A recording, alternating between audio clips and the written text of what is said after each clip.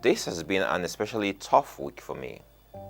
There's so much hardship out there, and you just wonder how people are coping. I see some people and wonder if they are consigned to suffering, struggling, or being poor all their lives. You then wonder, who's to blame? Is it God? Is it the fact that they were born in Nigeria? Or is it President Buhari? What if? What if we can alter the course of our lives by just doing a bit more?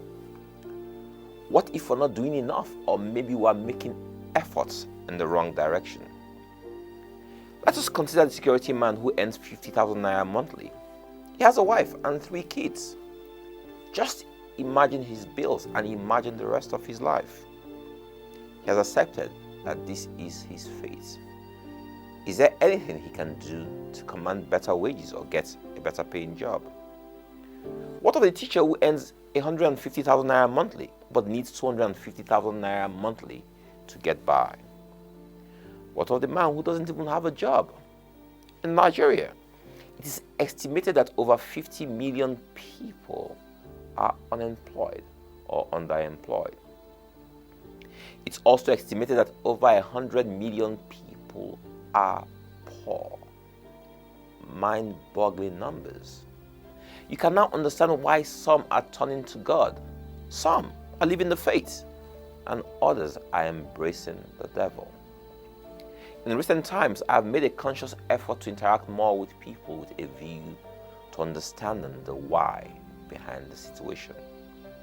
In most cases, you find that people have given up or accepted that their present situation is their fate. They mostly blame everyone else and see themselves as victims of an unjust world. My question always remains, what of those who have risen through the same ashes and have become captains of industry and titans in different spheres?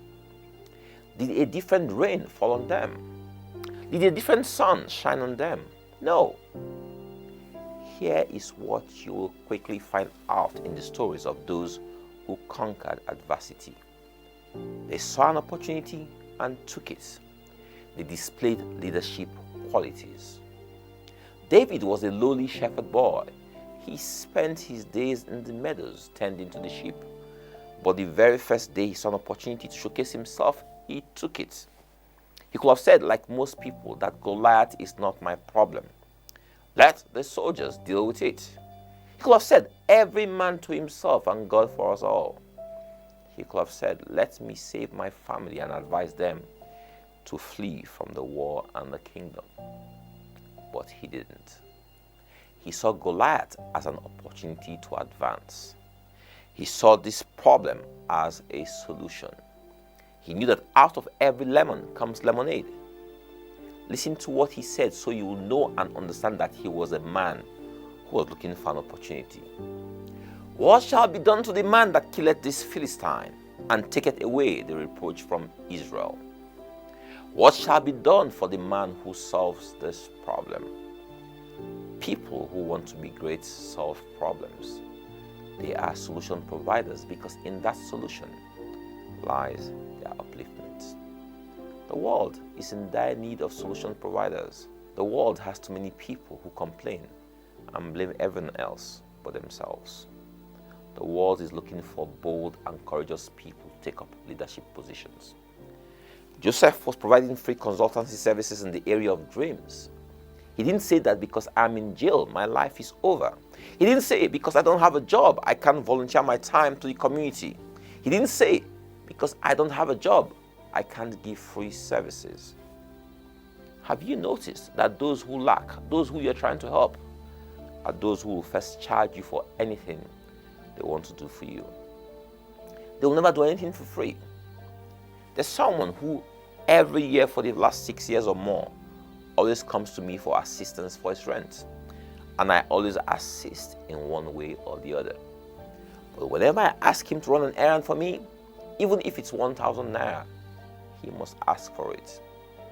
A few weeks ago, I transferred 100,000 naira to his account to test him. He didn't acknowledge receipt of the money. The next day, I called him up and said, I mistakenly transferred money to your account. Please, can you send it back? Do you know what his response was? He said, "No." He said, "I am sorry, sir, but I can't." I found it so funny. This is life for you. An opportunity came for him to show himself as a person of integrity, and he blew it. The funniest thing was that I had no intention of collecting the money back. What are you doing to limit yourself in life? What are you doing or not doing to progress out of poverty? That security man who earns 50,000 naira has been seeing his boss call an electrician or handyman every now and then to do simple tasks and get paid. He has never tried to add it to the things he can do and show himself as having more value. He has never said, "Let me add the gardening task to what I'm doing. Perhaps my boss might consider paying me extra for this." That teacher has never said, "Let me provide free extra lessons for my pupils." He has never said, "Let me write a note to the parents of these kids to let them know the different areas they can help support their kids." He has never improved on the approved government lesson plan so that his pupils can learn better. Don't say, "I'm poor and have nothing to give." That's what limits you in life. Don't say, "This is the end of me, so let me accept my situation." Every day, God presents you with an opportunity to get out of the prison of your condition, but your attitude to life keeps you in prison. Joseph was in a very bad situation. He was in prison in a foreign land without any hope of salvation. He couldn't hope for help or consular services from his home country, since it was his own family that sold him into slavery. But guess what? Even in the midst of his bad condition, he was still willing to help others. He could still see the worry in the eyes of the butler and baker and asked what was wrong. What of you? Do you care about the pain and suffering you see around you? Or you think you're carrying all the world's problems in your head? That free consultancy service Joseph provided is what brought him in front of Pharaoh. That care for someone else is what brought him before the king. Like David, he knew that any problem was an opportunity for upliftment. Hence, he said to the butler, "Don't forget me when you get reinstated. Just keep on giving your best.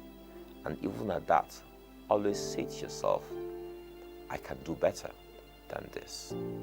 Forget the time and seasons and just focus on giving your best and being the best you can be every minute of the day. It might seem like your good deed is not appreciated. Don't you worry. It might seem that the butler has forgotten you. Don't you worry. The one who keeps the book of remembrance will never, ever forget you. He'll create the opportunity for you to shine. And so Joseph came before Pharaoh. This was the moment he had been waiting for. This was the life-changing opportunity he had been seeking. Here was David before Goliath. Here was Joseph before Pharaoh. Let us pause here and ask ourselves what we will do if faced with circumstances like this.